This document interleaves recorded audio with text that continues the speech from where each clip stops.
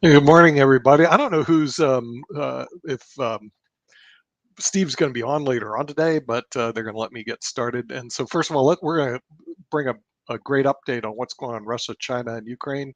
So I'll bring in Chris Greco, since you're supposed to be up to date with all the issues regarding Russia, China, Ukraine, and that show apparently leads our viewers on the Vimeo cast right now. So they're happy with the Russia, China, Ukraine show. So, Chris, can you give us an update? What's going on that side of the world? Yeah, so I think nothing much has changed from the lines of what they call the lines of engagement. So everything is kind of set in. Instead, it's set at this point in time. The Ukrainians have held Kiev, still hold Kiev, according to the news. And now I don't know if this is confirmed or not, but they have captured a road that basically, if the Russians would have captured that road, would have been able to surround Kiev. So they've been able to kind of halt that, put that at an abridgment. So that's good. And the thing was that they did a lot of good things. They destroyed their bridges, which a lot of people say, "Oh my God, why'd you do that?" Good You idea. destroy those bridges, man. All of a sudden, those are choke points. So you get those choke points. Now they have to either build pontoon bridges or they have to do something else. And while they're doing that, you just strafe the living bejeebers out of them with whatever you can. So it's a really tough situation that the Russians are in at this point in time. Now, news would have it that morale's down. The Russians, they are told that if they desert or if they retreat, that they're going to get killed when they Right. go back to Russia. That's an old Stalin ploy. That's what he did with you can see it in Enemy of the Gates and read the book. I mean, they do that. If you retreat, will kill you. You will kill you as you're retreating. So the best thing to do is just take your chances with the enemy. Uh, so at this point, that's what's happening with that. The uh, the hyper the hypersonic missiles, that Yeah. is still up in the air. There's still a lot of allegations, a lot of possibilities, but me personally, I don't think there's any intelligence that really confirms that they used the hypersonic missiles.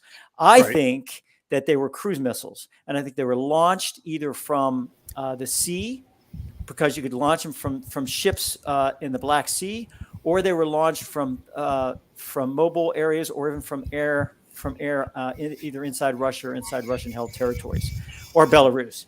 So I think that's what's happening. So right now, everything is kind of at a standstill.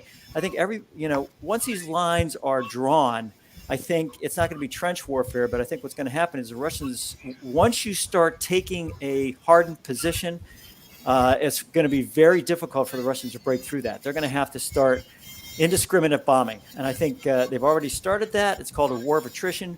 We did it in World War II. Basically, what you do is you break the population's will to fight.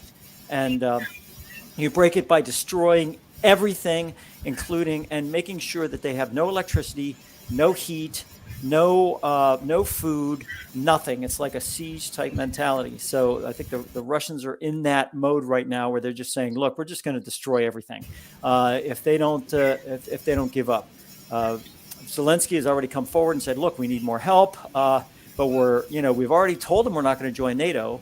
So I don't understand what they want at this point in time, and I think that I think Hey, Chris, you said there's a lot going on in that sense, and actually, I just saw in the news earlier today that one of President Vladimir Putin's closest allies had warned the United States on yesterday that the world could spiral towards a nuclear dystopia if Washington pressed on with what the Kremlin casts as a long-term plot to destroy Russia. So he's got some friends apparently in Russia because Dmitry Medvedev, oh, who was Medvedev, president from Medvedev, 2008 to yep, 2012 president, and is yep. now deputy secretary of Russia's Security Council, said the United States had conspired to destroy Russia as part of a primitive game since the 1991 fall of the Soviet Union.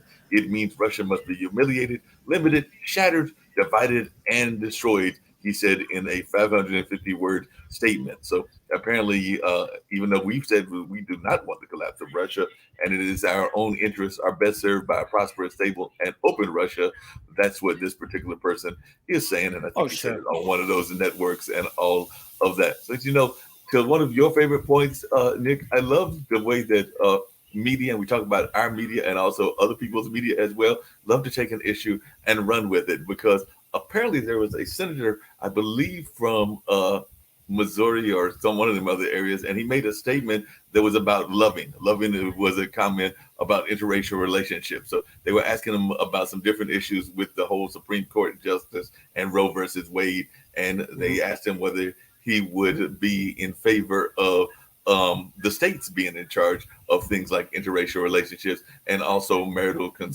contraception, meaning that women would have the right to get their own birth control and things along those lines. And the way that the question was phrased, I think that he answered yes to both of those. And now there's some turnaround, and he's like saying that, maybe that's not exactly what I meant and all of that. But I just wondered if you had heard about this, because I believe that was on Tuesday, and what your thoughts are of how media can sometimes twist things. And I do know that it was a Republican in this case, and it all has to do with Mr.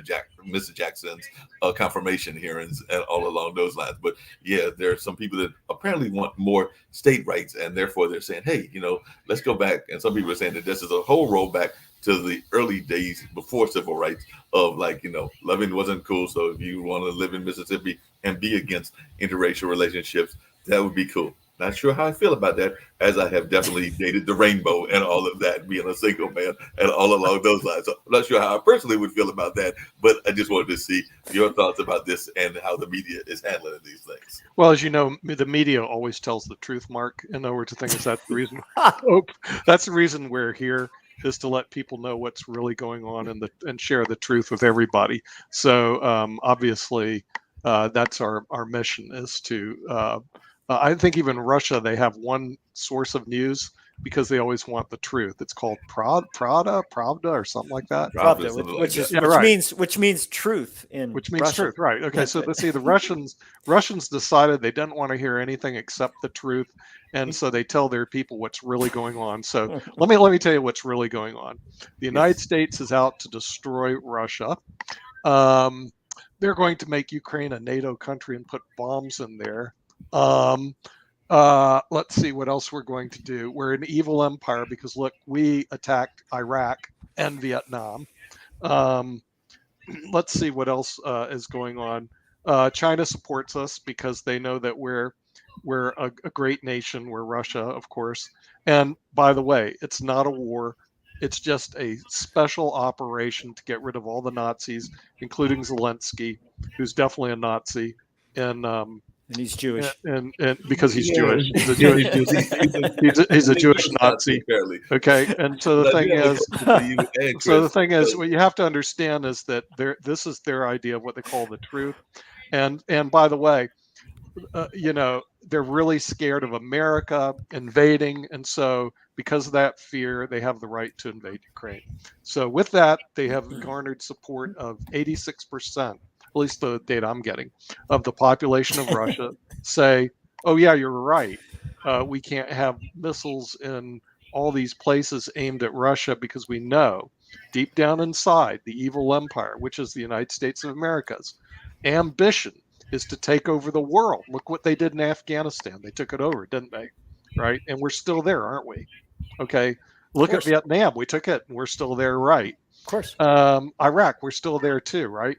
So I don't know what you can tell this guy Vlad, except nobody can get to him. The guy is surrounded by, and Medvedev. What he say? He spooked that the United States is going to invade, so he invades Ukraine, of course. And by the way, all those bombs and all those missiles, they're aimed at military installations, not civilians. Okay, now the reason you see all the civilians that are being hit by these missiles, Ukrainians did it, is either A, the Ukrainians do it, or what really is happening, the Russians their military is so poor, they can't hit their bloody targets. Okay, which might be true.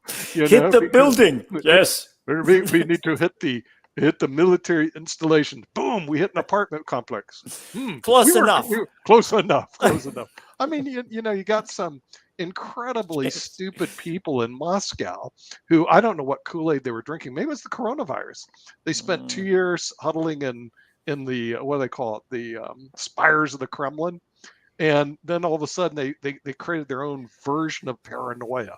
The world is out to get us when there's nobody there, I mean, if the world is out, yes, why that? Well, there's this guy Zelensky, and he's in Ukraine, and he's obviously a Nazi. He's I mean, corrupt. Yeah. and he's a corrupt Nazi. Yeah. We got to take him out. So then we're going to align 190,000 people around the borders and make an announcement.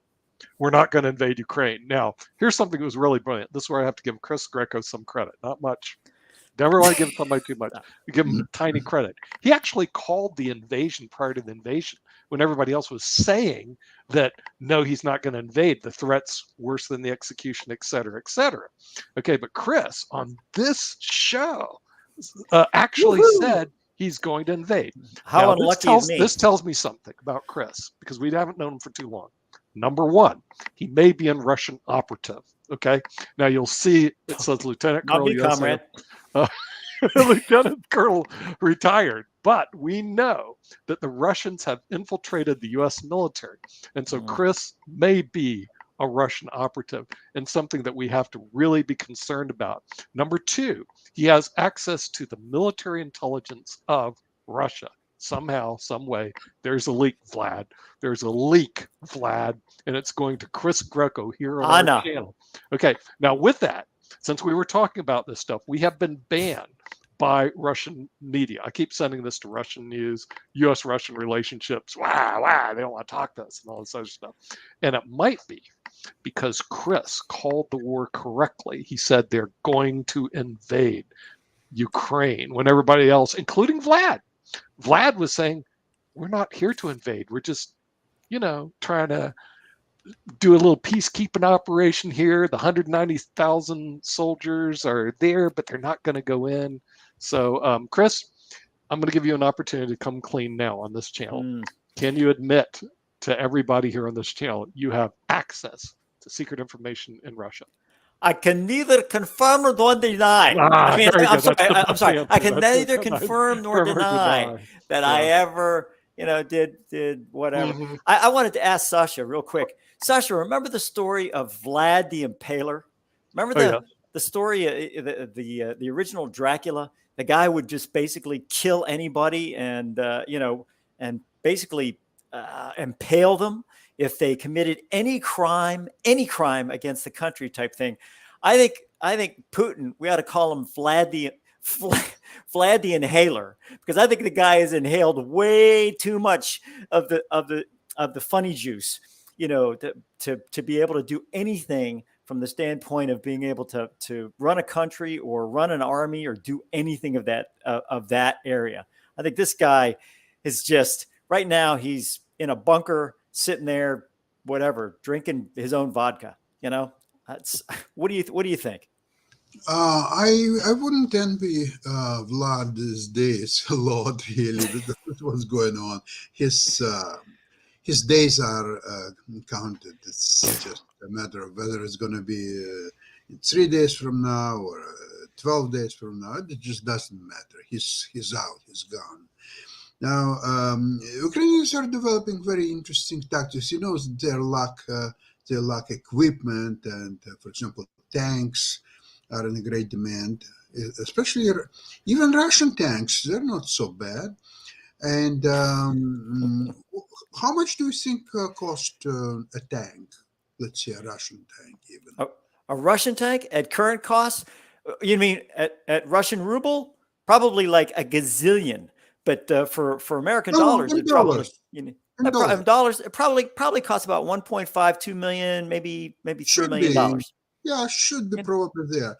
How about if you get almost brand new, very little used tank for $10,000, including the person who can drive it, shoot it.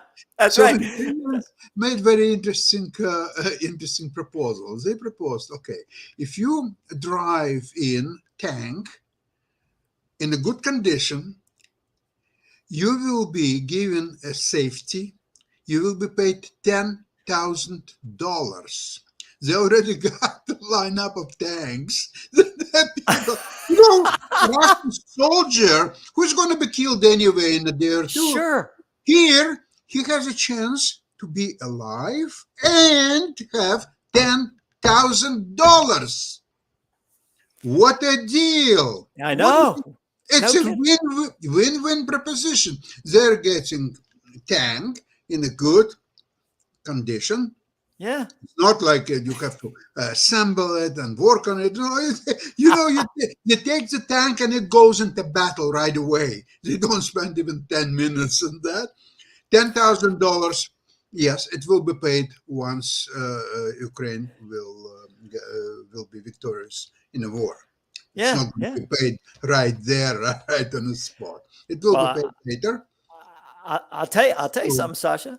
I am totally and completely impressed. I thought for sure that Kyiv would fall, relatively quickly, and they just go door to door and go with guerrilla warfare and whatever else. They actually have not just held the Russians, but they drove them out of the one suburb and was able to stabilize the line so that they could not surround the city. That is really, really good. And they lost another general. The Russians not lost. They lost how many? They lost six. They've lost six generals. I mean, what the heck, man? They don't have. I mean, I swear to God, what's happening is that they're saying, the guy that's chief of staff or whatever, saying, well, that general was killed. You're up. Yes, but I'm just a captain. You're a general now. Get in there. And all of a sudden the guy's I killed. think this way, actually, Russian can manufacture as many generals as they wish. They will take any captain, That's right. That's right. colonel, or just promote them. So there will be tomorrow. Russia will have 5,000 generals, 10,000. That's not a big problem. We're laughing, but that's what they used to do. The Soviet military did the same thing during World War II. It's kind of like they would take these, field promotions and say, guess what? You're now a general, go for it. Right? Take your troops, go forward, and if they won, good, you can remain a general. If not, well, somebody else. Nasha, also Ukraine is demonstrating incredible technical advantages over Russians. Even this Turkish supplied Bayraktar, basically it's drones, but very sophisticated drones. They are flying on around 8 kilometers above the earth. Very difficult to deflect. And they are, you can compare them as snipers. But snipers is lying down with his rifle and waiting for a time, for an opportunity to shoot. This one is the same sniper, but he's in the skies, 8 kilometers above the earth, and he is watching for a target. And when he shoots, there is no defense against that. No. They're so effective. It's just incredible. And they have some other sophisticated arms that they're successfully using. They're very, very good at using their arms, and they're trying to protect them. And they're reusing different type of arms very effectively. Now they've started actually to claim the sea power of Russia. First of all, they droned already several warships, Russian warships. Second of all, my city of Odessa, there is a little town of Koblevo. It's about probably 100 kilometers east of Odessa. So Russians were trying to have a descent to a landing ship, and it was just destroyed with just one Ukrainian rocket. No survivors, no ship. They all went down to fishes. And now this, I think he's a colonel. He was interviewed by Ukrainian. It's a YouTube program that I saw it. And he was asked, so they were all drowned? He said, not really. They were all burned before they were drowned. So you can choose whether they were burned or they drowned. I think first they burned and then they drowned. So you can choose one that you like. Well, I'll I, tell you, it's these anti-ship missiles are, I'll tell you something. We have some what they call millimeter wave radar that is on just about every ship now, and it's on the carriers. And basically, what it is they call it the Sea Witch, and the Sea Witch it looks like R2D2, except there's a big Gatling gun that comes out of it. And basically, what happens is it scans the sea waves, and if something comes in just over the top of the sea, then it's able to fire this Gatling gun and basically destroy the missile. Well, the problem is if you have very choppy seas, then the Sea Witch it decreases its ability to detect a missile from farther away than it would be normally. So I don't know if I did a research paper back when I was in military intelligence, back when I was Air Force intelligence, on millimeter wave, and the Soviets were trying really, really, really hard to exploit this technology, and the U.S. of course we were able to do it, so we were able to do it very well. As a matter of fact, the airport scanners, when they say put your hands up and do whatever, that's millimeter wave. When it goes back and forth, it's very, very penetrating. It can, that's why it can detect different things. I think that the Public Health Service ought to put it into play. And what we can do is we can have free X-rays at the same time that we go up for TSA. So it's like this, and then goes in, and then say, oh, you don't have lung cancer, So it performs a double service. But the millimeter wave is really, really good. The problem with the Soviets is that they tried to put it on certain things that didn't help, because by the time you detect a missile at the millimeter wave frequency and distance, it's already too late. The missile is going to hit you. So I think what's happening is that the Ukrainians are really smart about this stuff. I mean, they're really, like you say, very technology oriented and all that. And I think what they do is they pick kind of the worst parts, when the sea is really rough, and they fire these missiles in there. And I think that that's what got them, is that all of a sudden they couldn't detect this missile before it finally hit the ship. It happened with the Exocet missile back in British Argentina situation. And I think it's if you do it at the right time, at the right measure and all that, and you do it close enough, like you said, if there's even though the Russians have Odessa, they really don't have it. So what happens is you can fire it from Odessa. You can hit just about any ship in the Black Sea. So all of a sudden now you got yourself and if you do it from a drone, yeah, man, that's even better. That's, because drones, I actually saw a drone strike on a civilian target when I was in special duty. I saw the film, and that missile came out of nowhere. That convoy had no idea where that missile was coming from. When it hit, we were looking at it at night. You could just see the flash, and then you could just see bodies. I mean, it is a very destructive. Do you remember about 2 weeks ago, there was a talk about a huge Russian convoy it was 40 miles long, and it had all kinds of weapons and so on. Have you heard lately about this 40 miles long convoy? No. No, I think it's 5 miles long now, and there's a lot of burnt vehicles, somewhere along the line there. I don't think it's that long. I actually have a longer convoy from Poland trying to get into Belarus, and the Polish are blocking that convoy. That convoy is actually probably longer than the convoy that used to be sitting on the roads, waiting for, like you say, people with Russian flags, hailing the conquering heroes. I think it was more like people with Stinger missiles, shooting at the trucks. So it was now I have not heard anything about that, or what has happened to that, or any pictures or anything. Well, it's no longer exist, and most people who were part of that convoy are no longer with us. And most of the tanks and vehicles in that convoy were destroyed by schoolboys, Ukrainian schoolboys, using Molotov cocktails. And the tank, and also, of course, this drones, Bayraktar this Turkish-made drones. Although Ukrainians are now making their own just as well. So they Yep.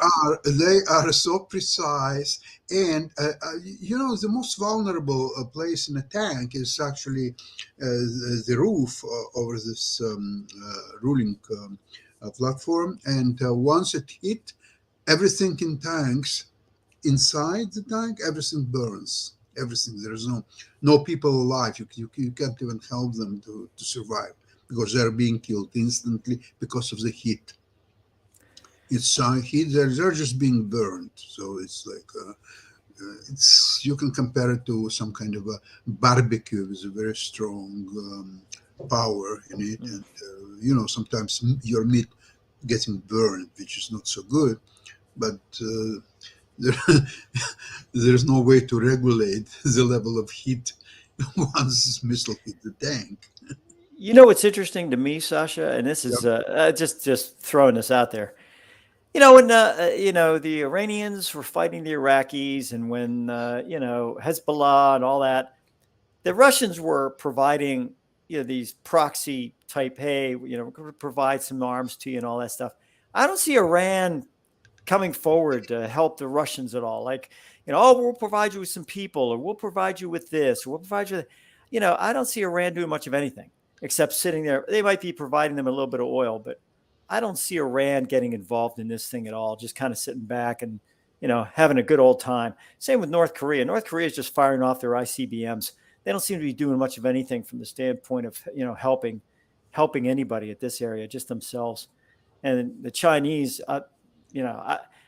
they're putting up warplanes over the South China Sea now. They're starting to actually use the bases that they illegally put there. So I mean, they're kind of doing their own thing. But Russians were successful to talk to Syrians. So the plan was to bring 16,000 Syrians to fight for Russia in Ukraine. At first, Syrians hesitated and so on. But then they agreed very quickly. Why? First of all, each one would get $300. Second of all, they would be given Kalashnikov machine guns, right? So you know how much cost Kalashnikov on a black market? Oh no, I have no idea. How much? You can get a couple $1,000 easily. So wow. So once the Syrians are getting their Kalashnikovs, the first thing what they will do, they immediately defect. Go to eBay. Yeah. And anyway, but anyway, a lot of them want to leave Syria anyway. So if you are coming to Ukraine, which is still a European country, beautiful girls, so it's easy to get married there, and especially when you have Kalashnikov in your hands, it's great. The life is and $300. Don't forget the $300. And $300, yeah. So, but you know why they wouldn't come? Because they are in Syria, they're fighting in sandals. Now, in Ukraine, in sandals, you cannot really fight effectively, right? You will make one or two steps, and you'll be gone really in this winter. So, Russian army requested to get in a hurry 32,000 pairs of shoes for Syrians, right? You know, Russian army replied that we don't have in stock any shoes for Syrians. There are no such thing. We don't have. So they have to buy the shoes for Syrians. Where to buy shoes? In Italy? Maybe, but there are sanctions. So you cannot buy Italian shoes, which are very good. So where else? Chinese? There are sanctions. Chinese don't want to sell the shoes as well. So the issue is closed. No Syrians are coming to help.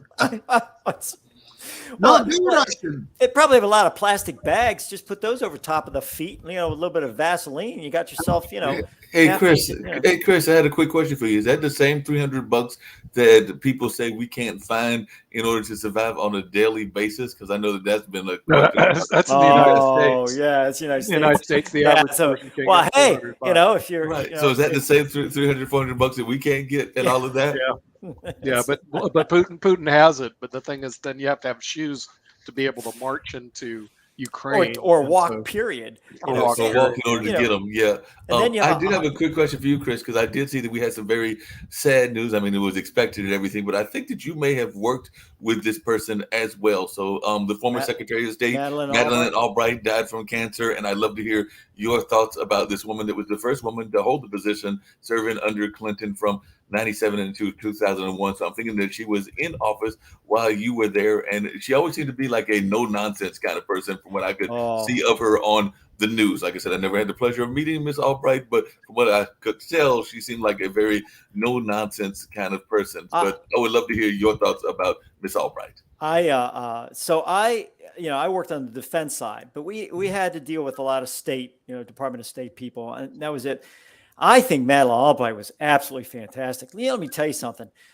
When she when she went in there, I think we had an incident that was an incident where I think some Cuban fighters shot down a airliner. Something happened, and she mentioned cojones at the UN.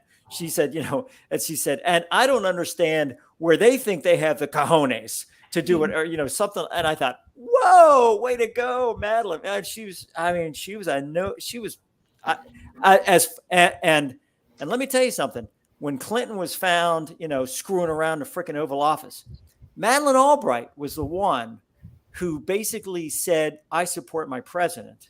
That's who I support. She wasn't happy about it. You could see her face. She wasn't happy about it, but she stood there and supported this guy. I wasn't a big fan of Clinton, trust me. No, But let me I can tell you, understand that. But yeah, but it sounds like Madeleine Madeline Albright, was amazing and oh, she everything. was But apparently, unbelievably there's great. something that I also found that I did not realize, but I should have realized it was that while she was the highest ranking woman in the country at the time she served in the administration, she was not actually in the presidential line of succession because No. she was born overseas over there in Czechoslovakia. Well, you wouldn't go to the secretary. I mean, it would be very, Way very, down very the rare. list. Way down the list, right? It's like fifth down. But Madeline Albright was. I mean, I remember her and Janet Reno saying that when they both retired, they were going to get a van and go across the country, and and I thought, good for you. Good for you. Go for it. I could just see Madeline Albright doing that. I mean, And she was apparently, like that. she infuriated Mr. Putin at one point or another because she was known Oh, for wearing pins as a diplomatic tool and everything. And there was an incident where her trademark pin apparently offended Vladimir Putin. So apparently, she was having some times where these pins might have different messages and all of that. So during her career, she pushed for the expansion of NATO to bring new nations into alliance with the right. U.S. And prior to her time in office, she served as the 20th U.S. ambassador for the United Nations. But according to Albright, using the accessories as a form of diplomatic symbolism wasn't a popular concept. So apparently, she was wearing one of these pins that apparently he didn't like. I'd love to know what this Right. pin was, but I'm Well, not seeing exactly what it She is. was Eastern European, I think, and that was, she was Eastern European descent, and I think she knew what the Soviet Union, USSR was capable of doing, and I think that's why Oh I no, think. they actually do say what the pin is. They say that she recalled how she wore 3 monkey pins that depicted the "Hear No Evil, Speak No Evil, See No Evil" gesture in Moscow for the 2000 summit conference. So when Putin ultimately asked the meaning behind the pins, she said that they were in criticism of his policy in Chechnya. So definitely that was what she was doing, and she was letting folks know that she was going to stand up by wearing that kind of pin. My mother loved her. My mother thought she was absolutely, because I think she was either from Czechoslovakia, from that area. Right. So my mother was like all in with her. She was like, "Yep," she was, yeah, I like Madeline. Don't like Clinton, but I like Madeline. She spun off a TV show called Madam Secretary. But let's talk about our friend Uncle Joe. Okay, Joe Biden. You may have heard of him. Okay, he's over in Brussels right now. Get off of my lawn. What is he doing with NATO. I mean, we know that the leadership is going to be lacking here. The rhetoric is going to be small, but what does the panel think? What's he up to? Is he going to say we're going to supply more drones, more sanctions? Are we going to cut off the Russian oil into West Germany or Germany now, I guess? Or are they going to do nothing at all? I mean, well, I mean, what can I NATO think they do? got I to do mean, something.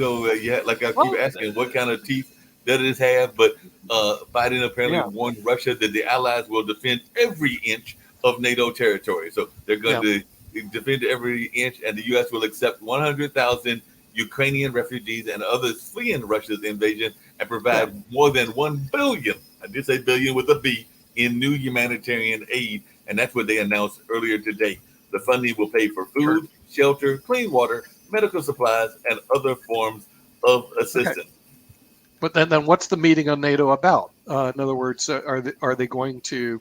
Is he meeting with the leaders to provide more sanctions? Is he going to start putting troops along the border of the NATO countries? I mean, what's the story here? Or does he even have a story or a plan in terms of how they're going to deal with Uncle the Vlad the Impaler?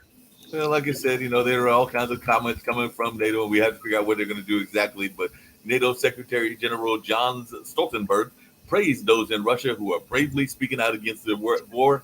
We hear their voices; they matter. So even though a lot of people are saying they're also automatically going to jail and automatically going to other things, that's just Mark's observation. But Yeah. definitely, it does seem like a lot of the Western nation is admiring this kind of dissent that is coming from Russia, and even though we don't know what's happening exactly how long the dissenters are able to actually even stay there. And like I just said, a lot of folks from Ukraine are going to America. Wonder if any of the dissenters are going to get a chance to come to America as well. So, we are the land of the free, the land of the brave, and apparently we're going to try to bring more people into this great country, this time from Russia. Well, if it's like a chess game, the opening counts, and his opening sucked because he was supposed to take Kyiv in 3 to 5 days, and he hadn't even taken it. Then you look at the middle game. The middle game is even worse. The Ukrainians are beating them up, not the other way around. So what's the end game, Sasha? In other words, what is Putin's end game? I mean, if you look at it from afar, at least what I've seen, it doesn't look like this is a great Russian military victory. As a matter of fact, it's No, it's not a Russian military. I want to hear from Sasha too, but since I got the washer in the background, and I'm going to turn that off very shortly at all. But before we hear from Sasha and I go into mute, I was going to say, apparently it's also given great interest to what folks are doing in the sense of novelists, because apparently an ex-CIA officer, you'll be glad to know that, Chris Gecko and everything, is helping lead the search for yachts owned by the Russian oligarchs. So at the start of 2022, former CIA officer Alex Finley, a Colorado native now living in northeastern Spain, was simply researching her novel about a Russian oligarch with a mega yacht and had no intention of sparking a global social media craze. But during her morning walks along the marina, she began snapping shots of these multi-deck super yachts believed to be Yep. owned by the Russian oligarchs and posted the pictures on Twitter. So she was definitely doing that. And now folks are saying, hey, wait a minute, what's up with this? And all of these folks have gotten the mega yachts over there in Barcelona. But they said that's not surprising, given that the yachts belong to oligarchs have been seized by the governments of the UK, France, Germany, Croatia, Italy, and Spain. So as she noticed, this place is normally packed with very enormous yachts. And she worked for the CIA in West Africa and Europe from 2003 until 2009. Sounds like she might also be coming up with a new idea for a book as well. But definitely, she just happened to stumble across this while she was retiring from the CIA. You need to go somewhere, Chris, where you can find some yachts that are being used by the Russians. I am just about finished with. money I'm to go just into the international broadcast media. I think I've just come up with a plan, Dick. I'm finishing a book. Actually, I'm finishing a book that I don't want to discuss, because if I discuss it, I know everyone's going to sit there and say, "Oh, that sounds like a good idea," and they're going to write a book about it. But I won't have to get this one approved by NSA, which is really nice, actually. But I know, Sasha, I want to hear also from you. Yes. But I want to tell you, I have a nickname for President Biden. His name is President Buy Them, because that's what he does. He buys them. I'm sure he's going to go over and say, we're going to give you, another $5 million, NATO, or we're going to give you whatever it is, NATO. And it's no action, talk only. That's what NATO stands for, and that's all he's doing. And that's all this guy does. He's a blowhard. He goes over and he talks. He talks a good game. He talks about saving Medicare. He talks about, saving Social Security, taking care of the seniors. He said this before he was president. I am responsible for all seniors. Really? I was going to write him a note and say, great, I'm glad you're taking responsibility for me and my wife. Now, how about paying for some of this stuff that we have to pay for? So, I mean, it's a situation where you got to be, instead of talking, do, go over there and say, this is what we are going to do, NATO, and U.S. will take the lead, and this is what we'll do, rather than sitting there, because Poland is scared. I'm telling you, Poland is sitting back going, if you want us to give fighters, that's fine, but we want fighters in return. Right. We'll give 5 fighters, but we want our defense. Yep. We'll give our S-300s, but we want S-300s. Hey, we know who's coming. We know who Putin is coming for next, and he sees us in a weakened position. He's going to take us on. So let's start providing, and that's what Biden is going over there to do. I'm sure, saying, okay, look, you're all going to get nice defense stuff, and we're all going to do all our stuff. But I got a question for Sasha. Sasha, you were part of the Soviet military. When they sent frontline troops in, which ethnicity did the Soviets use first? In other words, I hate to say it, but what did the Soviets think were expendables? What did they think would, okay, we're going to put these people on the front lines, and if they get killed, so what? Do they still do that? Have you heard that from the Russian military? It's kind of like, these are all people that we don't care about. Well, the most recent example was occupation of Crimea. If you remember that little green men, so-called, there were no ethnic Russians at all. They were all people from Asia, like Burats, the Mordovs, the Tatars, all kind of ethnic minorities, groups who don't even look Russian, by the way. They're all Asians. So they were sending them because for them to kill Ukrainian or Russian is it's not a problem. Actually, they would be glad to kill a few Ukrainian or Russian people because they hate both of them. So there is an animosity between the people that they want to suppress and the armies that they're sending there. Okay, now I want to reply to Nick's question. What's happening with NATO, first of all?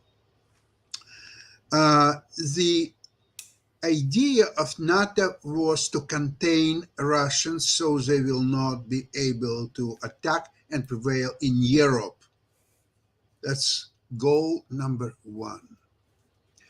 Now, if that's a logical thing to do, probably it is, how then you explain getting into NATO countries like Slovenia, Estonia with slightly over 1 million people population, and not taking in 44 million Ukraine, which actually can fight Russians? So who is better to protect Europe from Russians, Estonia or Ukraine? Good point. So, it's Ukraine. Yeah. So is NATO have been plainly stupid? Ukrainian doing today the NATO's job of containing Russia and Putin. If Ukrainians wouldn't do it and Biden or NATO, they would think, how to hire some nation, a country, or whatever, to test Russians and Putin to see how they actually could do that, or so on. $1 trillion wouldn't even buy it. Nobody would do it. Ukraine do it for free. They're testing Russian army. They are exposing what the stupid idiots Russians are and what their army is absolutely incapable of modern warfare. So Ukrainians are doing NATO's and US jobs, and they cannot even supply planes, close the sky. They can do nothing. A bunch of useless, stupid bureaucrats. That's what NATO is. All the names, really. was Sasha, do you think that what happened with NATO is that basically they were taken in by this? Well, we don't really want Ukraine in NATO because we don't allow fascist nations to be in there. Do you think they were taken in by this? Oh my gosh, maybe the fascist thing is really true, and we don't want to let Ukraine in, because if we do, then we're literally allowing a fascist nation into NATO. Do you think that they were like duped by this whole situation with that whole and the EU saying, well, they're corrupt and they're in a corruption index, they're way up here, so therefore, and NATO was kind of like, well, we're not sure about Ukraine, and gosh darn, maybe we just don't want to do that. Wait a second. They Sure. are bureaucrats. They are Yes, there I agree. to protect their $300,000 jobs and do it as little as possible. So they have safe jobs. They drive good right. cars. All right. They live in nice communities. This is all They do. what's happened there. Right. That's really, Right. let's call the names what they really are. Oh, speaking of names, what they really are, Sasha, you were on the show, and you were when the Syrians were trying to go through Belarus into Poland to escape the hideous Russian invasion of Syria. Poland announced Poland is for Poles only and sent the Syrians back. Okay, now Ukraine's invaded by Russia, and all of a sudden Ukrainians are welcome. Why is it that Poland is for Poles only? Except if you're Ukrainian, then Ukrainians are okay and Syrians aren't. What's going on here? That's borders. That's borders. Ukraine, there is No. Wait. I mean, I unless there may be some element of racism that exists in Poland. In other words, the Ukrainians are welcome, but the Syrians aren't. Poland and Ukrainian were at one point in time. Ukraine and Poland had very, very soft borders there. I mean, my mother spoke Czech, but she also spoke Polish, and I can take some of those words and speak Ukrainian. I mean, that language is very, very similar. I mean, historically, you can make that argument. Historically, you make they were all part of the Roman Empire. So, but what's really going on here, where Poland is for Poles only, and now all of a sudden that got thrown out the toilet, and now Poland is for Poles and Ukrainians. Well, I would say that Poles are the only people who will decide who will go in Poland and who will not go to Poland. And in that case, I don't want to say some unpopular thoughts, but in my opinion, racism, as we all know, exists. Right. Does very well, including the United States. Yep. And maybe there is a touch of racism in Poland. Right. And racism sometimes could be healthy. And also here was my theory. Okay, if the Syrians came in, they would never go back. But the Ukrainians who come in will actually go back to Ukraine. I don't think they want to stay in Poland. In other words, they realize that as soon as they have a chance, they want to go back to their own country. But I don't think the Syrians would do that. I think if they settled in Poland, they would never go back. Don't forget also that in the last 30 years, there was substantial, I would call it economical migration of Ukrainians to Poland. Sure, exactly. And they've done there extremely well. They're very hard workers, very disciplined. And of course, there is a similarity in languages and religions and many other things. So they've done quite well there. So for Poles, it was no brainer, especially in a catastrophe like this, where people are losing their homes and children and women, they're all migrating to Poland. There was no brainer for them. Another question, Sasha. I mean, for me, just looking as an outsider, isn't it obvious that Ukrainians really don't want to be part of this Russian, whatever they are? There's some people that obviously like Russian, whatever it is. In other words, they like being ruled by a dictator. In other words, and there's an element of people like to be told what to do, and dictators are fun for them. And they live in Russia, and obviously they support the Russian government. Doesn't he ever get to understand there's some people that really don't want him, like big time, don't want him, that and the Ukrainians are obviously one of them, and that he should just stay in his own bloody house. So what is his problem What is Vlad's problem? What's the mentality over there? Vlad's problem is that he loves history, and he came to the conclusion it's no longer true that he's going to be student of history. He, in fact, will create history. He is one. He is a chosen person by God or whatever it might be there. And his role is to recreate some sort of Soviet Union. Remember his famous saying that the dissolution of Soviet Union is the biggest geopolitical catastrophe of the 20th century. That's Which it was, his words. So if it is the greatest catastrophe of 20th century, then as soon as possible, and his time is running out. He's about 70. So he figured out that it's a time to strike. It's a time now to recreate it, and the cost doesn't matter. You see, this is a very Russian approach to some significant data or points in history that as long as you're on the right side, the cost doesn't matter. Okay, so what you're telling me is Putin is basically a delusional psycho. Yeah. Okay. Yes. I mean, the thing is, the world has advanced, and this guy's still thinking in terms of Soviet Union type of mentality, and that even before that, even 19th yeah, right. century. Yeah. In other words, the thing is, he's also thinking that land, if I get more land, that I get more wealth or prestige or something like that. So he's really a delusional psycho, because that's obviously not where the world moved to. Has he seen a psychiatrist about this? I doubt it. Unless if the psychiatrist says he's paranoid, the psychiatrist no longer exists. He really needs some mental health care, Sasha, because this guy is delusional, baby. People who tell him what he wants to hear. Yeah, well, obviously he surrounds himself with a group of what do you call it? It was like this St. Petersburg group, but you know what? Also, even this the Peters or Leningrad's group or whatever it might be, he's almost destroyed all of them. There are very few people are staying with him. Even yesterday or the day before yesterday, Chubais, who was his actually. There are two people, Chubais and Kudrin, and both of them were instrumental to bring him from St. Petersburg to Moscow when Sobchak got out of power. He lost the vote.